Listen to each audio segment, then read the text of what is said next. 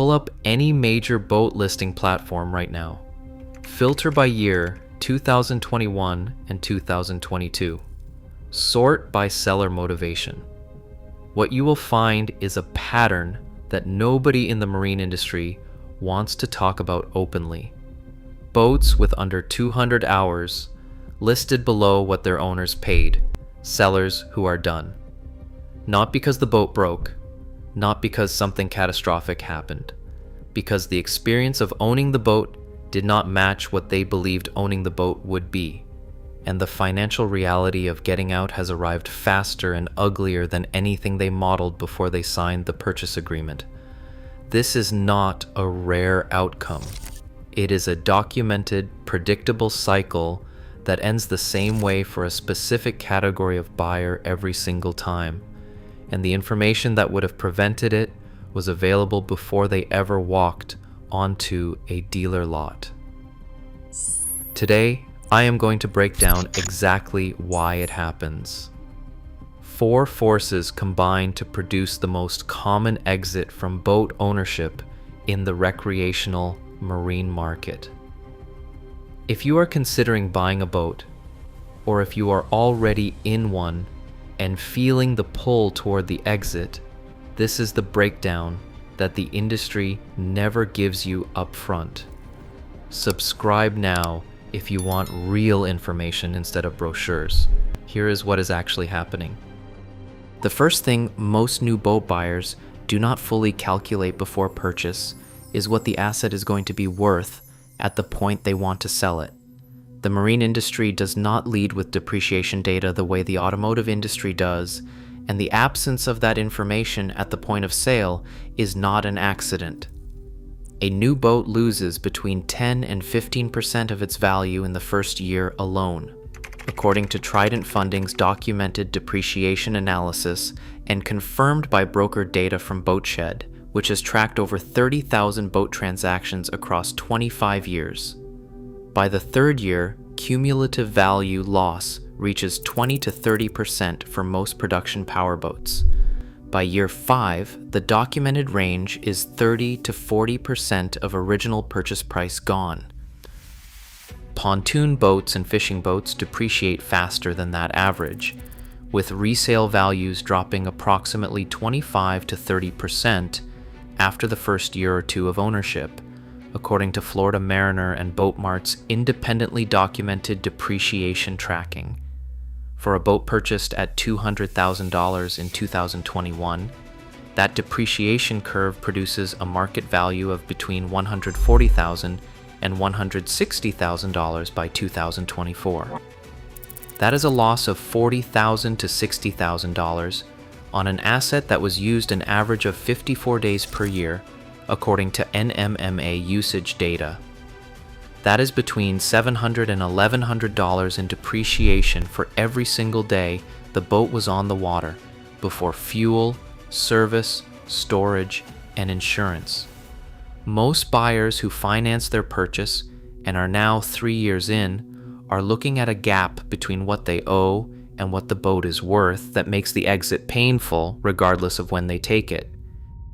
This is the force that closes the exit door fastest, and the one that buyers most consistently underestimate before purchase. The purchase price of the boat is the starting point of the financial commitment, not the full picture of it. Action. Watersports documents the average annual ownership cost of a new boat at $5,000 to $8,000 per year. Allied Market Research places the range at $3,000 to $10,000 annually. Neither figure accounts for the upper end of what an owner running a saltwater outboard platform, with annual service intervals, bottom paint every 18 months, impeller replacement on schedule, anode replacement, slip fees or dry storage, and insurance actually pays in practice. In a saltwater market, a mid-size center console with twin outboards running through its factory service intervals costs $6,000 to $12,000 per year in operating costs before fuel. Fuel on a twin outboard platform running at offshore cruise RPM can add another $4,000 to $8,000 annually for an owner who uses the boat regularly. Add slip fees, which in coastal markets run $3,000 to $8,000 per year for a 30-foot platform, plus insurance. The annual all-in cost of ownership on a mid-sized saltwater boat is a number that most buyers discover for the first time after closing, not before. When a buyer who planned only for the purchase price encounters the full operating cost in year one, the math of ownership changes immediately. By year two, after a first service interval is completed and the reality of storage and insurance has compounded, the question shifts from whether to keep the boat to when to sell it.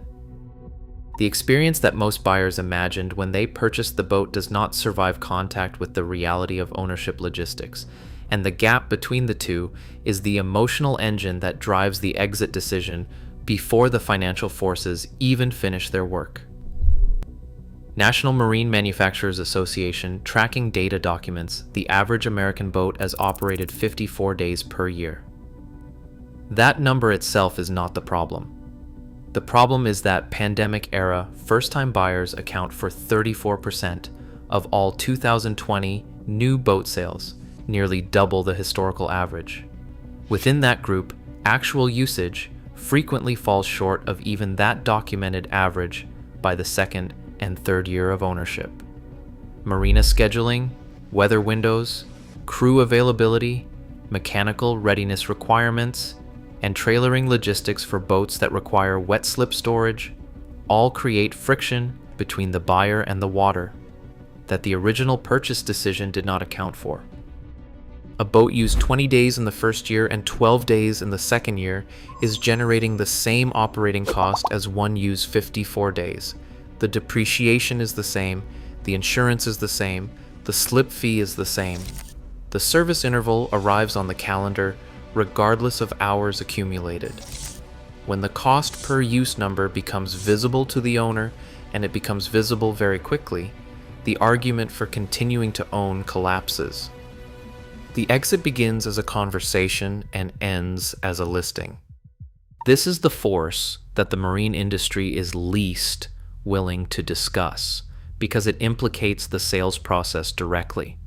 A significant portion of early exits happen not because the buyer could not afford the boat, but because the boat they bought was not matched to the way they actually used the water.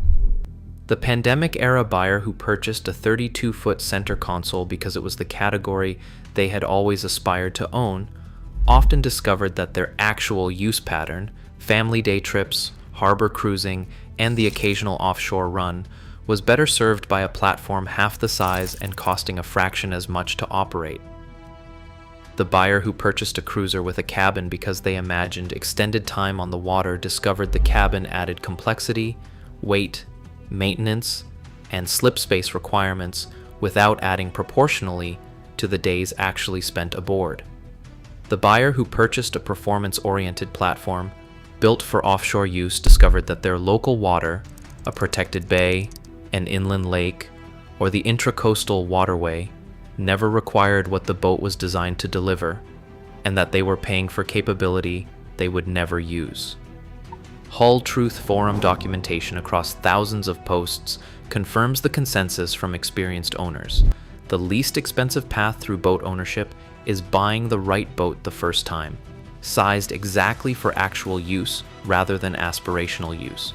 Most buyers do not receive that guidance at the point of sale because a dealer's incentive is to sell the boat in inventory, not to optimize the buyer's total ownership experience over 3 years. The buyers who stay in boating past the 3-year mark are not the ones who got lucky. They are the ones who matched the platform to their actual usage pattern before the purchase, understood the full annual operating cost including depreciation before they signed, and bought a boat with a construction methodology designed to hold its value under the conditions they were going to use it in. Brands with documented resale value performance like Grady White, Boston Whaler, and Regulator are consistently strong in independent NADA and JD Power resale tracking. They hold their value because the construction does not give Saltwater a path to destroy the asset between the purchase and the exit. The buyer who paid attention to construction before price paid less in total across the ownership window, even when they paid more at the dock. That is not a coincidence. It is the direct output of buying a hull whose long-term cost of ownership was engineered before it left the mold. The inspection protocol before any used purchase from the exit pipeline is the same. Run a moisture meter across the hull before any other evaluation. Check the ECU diagnostic logs on every fuel-injected engine. The fault history and RPM breakdowns stored in that computer are the real service record, not the paper one the seller provides.